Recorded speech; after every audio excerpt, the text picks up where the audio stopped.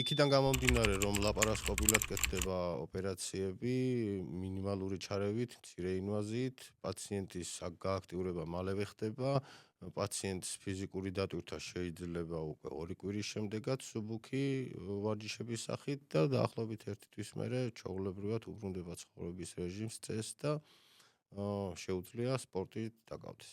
ტიპი 2 დიაბეტის მკურნალობის ერთ-ერთი ყველაზე ეფექტური მიდგომა არის ქირურგიული მკურნალობა.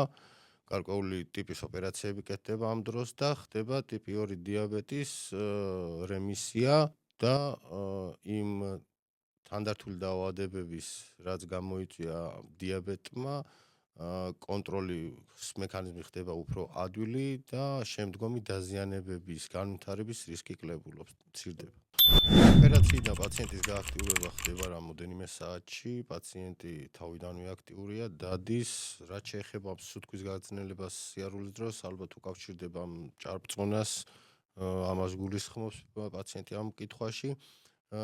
რამწამსაც წონის კლება იქნება აქტიური, დავალთ გარკვეულ შედეგებამდე წონის კლების მხრივ, გამოსწორდება მეტაბოლიზმი, ბიოქიმია, აგრეთვე გამოსწორდება სუნთქვის პრობლემებიც, ეს ადვილად დაღლა, ქოშინი, ღამის აპნოე და ყველა ის თანდართული დაავადებები, რაც პაციენტს სიმსუქნის გამო გააჩნდა.